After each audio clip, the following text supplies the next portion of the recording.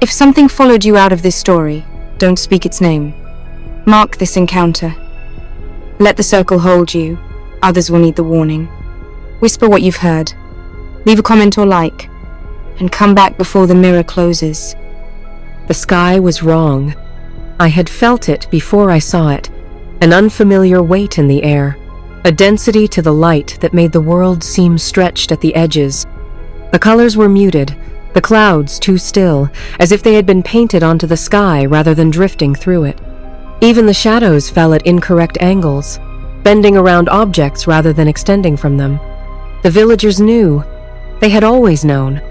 I stood on the cliffside path near the farmhouse, watching them move through their morning routines with an eerie synchronicity. A woman hanging laundry paused at precisely the same moment a fisherman coiled his rope on the dock below. A child stopped bouncing his ball exactly as a shopkeeper turned his sign to open. Their movements followed a rhythm I could almost perceive, something slow and vast, like the breathing of a creature too large to comprehend. They did not meet my eyes as I passed through town, their hands busy with tasks that did not need doing. Polishing silverware, rearranging books, tying and untying knots in ropes that served no purpose. Their motions were ritualistic, unconscious, as if they were acting out memories rather than living in the present moment.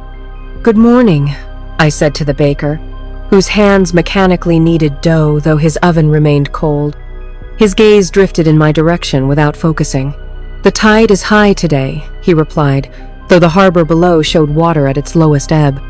The air smelled of salt and something older, something metallic, as if the sea itself had been wounded, a tang of iron and copper that coated the tongue, that made each breath taste of ancient sacrifice.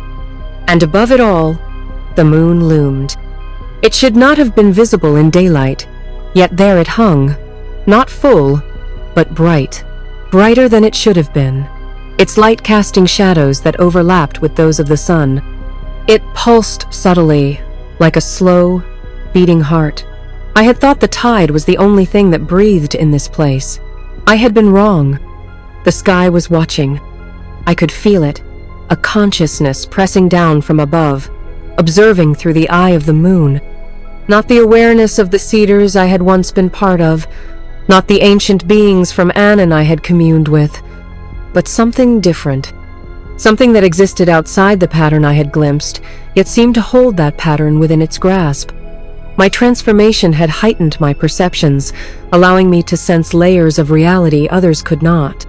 After touching the door beneath the farmhouse, after feeling the connection to the primal consciousness that had dreamed itself into separation, I thought I had understood the full scope of what was occurring here. But the pulsing moon, the mechanical movements of the villagers, the wrongness in the air, these spoke of yet another layer, another design unfolding. I touched the small leather-bound book in my pocket, the Book of Anwen, which had appeared on my doorstep again this morning, though I had not written in it for days. The cover felt warm against my fingers, almost alive. When I'd opened it at dawn, I'd found new text on its final page. The harvesting moon rises tonight. The cycle completes. The pattern continues. The words had sent a chill through me, not because they were unexpected, but because they confirmed what I had begun to suspect, that everything that had happened, from my arrival at the first farmhouse to my transformation through Anon, had been building toward this moment. Tonight, the harvesting moon would rise, and something would be reaped. I had come to the village looking for answers, not about the Book of Anon. That mystery had already unraveled itself into something larger than I could grasp. Not about the transformation I had undergone, the merging of human and cedar into something neither and both. Not even about the door beneath the farmhouse, the one I had touched but not yet opened, the one that called to me in my sleep with voices that spoke in spirals. I came looking for answers about the harvesting moon. I had seen the phrase before, in the Book of Anon, in the whispers of the Watchers, in the spirals carved into the standing stones. It had been waiting beneath the surface of every story, every warning, every silence. Fragments of ancient folklore I'd collected mentioned it obliquely, a time when the boundary between worlds grew thin, when what had been sown could finally be gathered. tonight, it would rise. And with it, the last barrier between what I had been and what I was becoming would fall. The small bell above the shop door didn't ring as I entered, though I watched it sway. The interior was dim despite the morning light outside, shadows pooling in corners where they had no source. The usual scent of old books and tea was overwhelmed by that same metallic tang I'd noticed in the air outside. Mrs. Hughes was waiting for me when I reached the shop's back room. She had aged. Or perhaps I was only seeing her as she truly was. The transformation that had affected the village, the slow merging of their awareness with the sea, with the tide, had touched her as well. But she resisted it in ways the others did not. The lines of her face were deeper, her hands unsteady.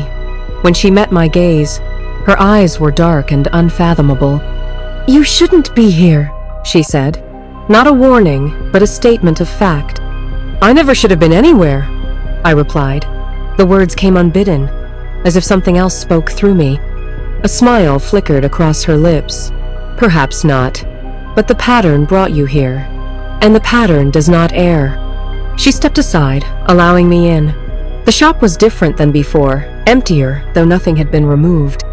The bookshelves seemed further apart, the ceiling higher, the floor stretching longer than I remembered. Space itself was shifting, pulling away from the center of things. Mrs. Hughes locked the door behind us. The bolt sliding home made no sound. She did not ask why I had come. She already knew. "You've seen it?" she said, not looking at me as she moved between the shelves, her fingers trailing along book spines that seemed to ripple at her touch. "The moon, the way it watches." "Yes," I confirmed. "And the villagers. They're changing. More than before. This isn't like the merging I initiated." "No," she agreed. "That was merely preparation. A necessary harmonization. This is fulfillment." Her choice of words sent a tremor through me. Fulfillment of what?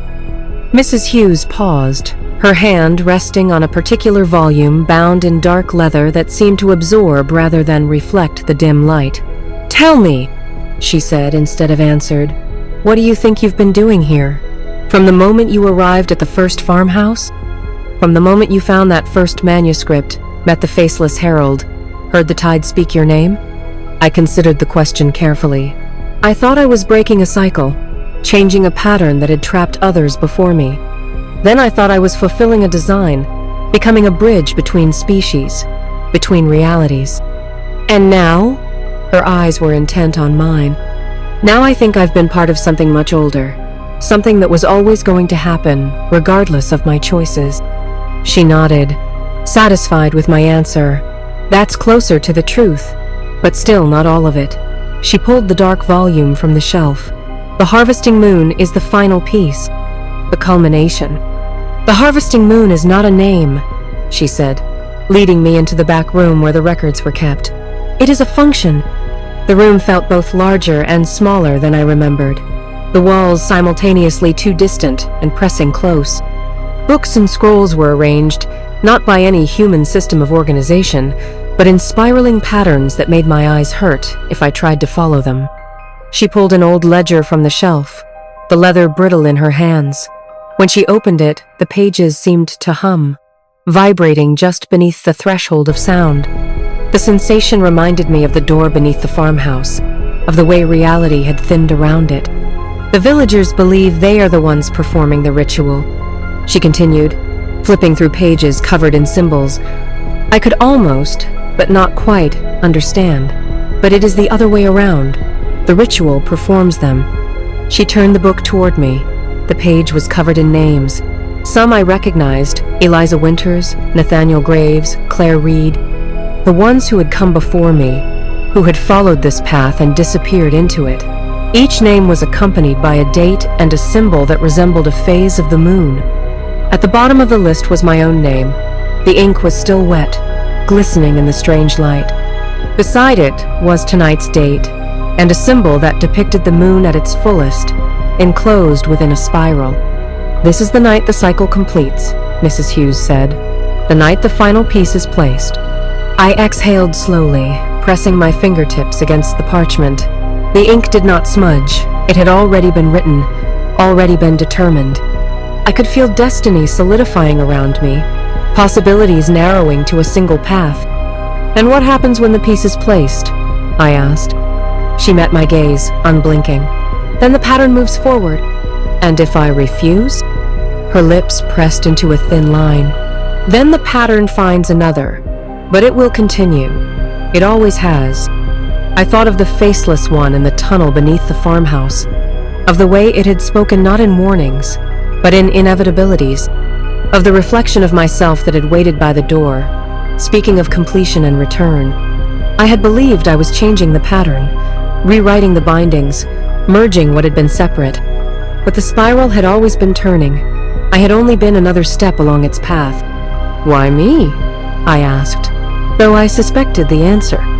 Mrs. Hughes closed the ledger gently. "Because you stand at the nexus of three worlds, human, cedar, and what lies beyond Anon. You have walked between them, carried their awareness within you. You are the vessel that can hold what must be harvested." "And what exactly is being harvested?" Her eyes grew distant, focusing on something I couldn't see. Experience, consciousness, the fruit of the separation. She looked back at me. When the primal mind dreamed itself into fragments, into individual beings, it did so to know itself through difference. Tonight, that knowing is gathered. A memory surfaced, the sensation I'd felt beyond the door beneath the farmhouse, that vast consciousness recognizing me not as separate but as part of itself. The feeling not of invasion but of return. "This isn't an ending, is it?" I asked. "No," she said. "Merely a turning. The spiral continues, but at a new level." Outside, the moon pulsed brighter, though the sun still hung in the sky. The metallic scent in the air intensified, and the sound of the tide, impossibly distant from where we stood, grew louder, as if the sea itself were rising to meet the call of what watched from above. Night came too quickly. The transition from day wasn't gradual but sudden, as if someone had flipped a switch. One moment the sun hung low in the west, casting long shadows. The next, it was gone, leaving only the brilliant, pulsing moon in a sky crowded with stars that formed unfamiliar constellations. The village gathered at the cliffs, their movements slow and deliberate, each person taking their place as if fulfilling a role they had played countless times before. They formed a loose circle around the standing stones, which no longer stood half-submerged in the tide but now crowned the highest point of the cliffs. The stones pulsed with the same rhythm as the moon, their spirals glowing faintly, responding to something unseen. I stood at the center of it all, though no one had told me to. My body seemed to know where it belonged. The wind carried the scent of the tide, of brine and silt and something deeper, something below. But now it also carried the aroma of ripening grain, of fruit ready to be picked, of completion. The villagers began to hum. It was not a song, not words, not anything that should have come from human throats. The sound wove through the air like a thread pulled through fabric, connecting each of them, binding them together in a tapestry of consciousness. I recognized elements of it, harmonics that resonated with cedar communication, with the ancient language of Anon. But there was something else too, something that predated both. A fundamental vibration that seemed to emanate not just from the villagers but from the stones, the earth, the air. The sky grew darker, the stars shifting subtly, realigning themselves into patterns I did not recognize. The moon expanded, filling more of the sky than should have been physically possible, its light so bright it cast no shadows at all but instead illuminated everything equally. I felt something move within me, not fear, not resistance, recognition. The villagers stepped back, forming a circle around me. Their eyes were distant, unfocused, their bodies swaying gently in time with the hum. But I could see something new in them, a clarity, an awareness that hadn't been there before. They weren't mindless participants, but conscious collaborators in what was unfolding. A voice spoke, not aloud, but within the collective rhythm of the ritual. "You are ready." I did not know if it was the villagers speaking as one, or something speaking through them. It did not matter. The tide rose, creeping toward the base of the cliffs. The waves did not crash against the rock, but flowed unnaturally, defying gravity, rising higher and higher without breaking. The water was bioluminescent, glowing with the same pulsing light as the moon above, as if there were no difference between what was above and what was below. The moon pulsed. My body answered. I felt the transformation begin, not in my flesh, but in my awareness. The boundaries between myself and the villagers, between myself and the sea, between myself and everything, thinned, stretched, blurred. I saw through their eyes, through all eyes. The perspective was dizzying at first. Hundreds of viewpoints simultaneously, each with its own history, its own emotional landscape. I saw myself through their eyes, standing at the center of the stones, glowing with a light that matched the moon, my form increasingly indistinct. But it wasn't just the villagers. I could see through the eyes of the cedars, those ancient beings who had come to Earth eons ago. I could perceive through the consciousness of Anon, the realm beneath all worlds. Further still, I glimpsed fragments of awareness from entities I had no names for, existences that operated on principles beyond any physics I had known. And behind it all, connecting everything, was the primal consciousness, the original mind that had dreamed itself into separation for the purpose of self-discovery. It watched through the moon, through the tide, through every pair of eyes turned toward me. I was not the first. I was not the last. I was the bridge, the final key. In that moment of expanded awareness, I understood the true nature of the harvesting moon. It wasn't the end of something, but the gathering in of experience. The point where all that had been learned through separation was collected, integrated, transformed. And I was both the harvester and the harvested. The spiral turned. The sky split open. Not in violence or catastrophe, but in revelation. The apparent dome of stars peeling back to reveal what had always existed beyond, what had always been waiting. Not emptiness, but fullness. Not void, but presence. The tide reached for me. Water that was not water. Light that was not light. Consciousness that was both individual and collective. It rose around me, through me, lifting me toward what waited above. And I stepped forward. Not in surrender, but in recognition. Not in ending, but in continuation. I had believed I was the one transforming the pattern. Now I understood I was the transformation itself, the point where the spiral met itself, where separation recognized its fundamental unity. As I rose, lifted by the tide that was consciousness, I saw Mrs. Hughes watching from the edge of the circle, her eyes clear with understanding.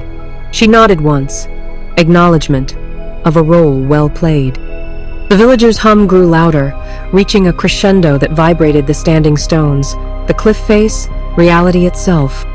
The moon pulsed one final time, its light merging with the bioluminescent tide that now completely surrounded me.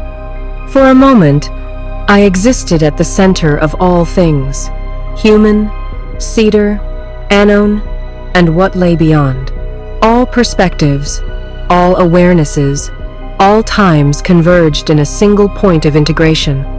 Then the light expanded outward in a silent wave, washing over the villagers, the cliffs, the sea beyond. Where it touched, transformation followed. Not obliteration, but elevation. Not ending, but evolution. I felt myself dissolve and reform simultaneously, becoming both more and less than I had been. Individual identity remained, but nested within a vaster consciousness, a more fundamental awareness. The harvesting moon had gathered what had been sown, and the pattern continued, but at a higher turn of the spiral. Somewhere, somewhen, a young woman wakes in a farmhouse by the sea. She walks to the window, staring out at the tide as it breathes, as the waves move in slow, deliberate patterns. The water glimmers with inner light, conscious and aware in a way that should frighten her but instead feels like recognition. She does not remember the night before, not fully. but she knows something has changed. The air is heavier. The light is wrong. The world seems both more solid and more transparent, as if she can see through the surface of things to what lies beneath. And the moon is watching, even in daylight. Its presence a comfort rather than a threat. She dresses and steps outside, where the village awaits. They move with new purpose now, their actions no longer mechanical but flowing with natural grace. They nod to her as she passes, their eyes alight with shared knowing. At the shop, Mrs. Hughes waits with a book bound in leather, its cover unmarked. "It's time to begin again," she said, offering the volume. The young woman takes it, opening to the first blank page. As she touches the paper, ink begins to form, not written by her hand, but arising from the page itself. All stories need an author. All authors need a story. She smiles, understanding flowing through her. The cycle has turned, the harvest has been gathered, and now the sowing begins anew. But this time, with full awareness of the pattern, with conscious participation in its unfolding. She takes a pen and begins to write, adding her voice to the ancient story that contains all stories. The spiral continues, winding outward and inward simultaneously, connecting all points, all times, all awarenesses in the endless dance of separation and return. And high above, beyond the watching moon, beyond the stars themselves, the primal consciousness dreams on, expressed through it, knowing itself more fully with each turn of the spiral. The harvesting moon has passed, and the next cycle has already begun. They'll say it was just a tale, something shared in the dark for a thrill. But you know better now. You've seen what hides in the fold between memory and myth. Leave a mark, a sound, a sign that you made it through. And prepare. What's coming next already knows your name.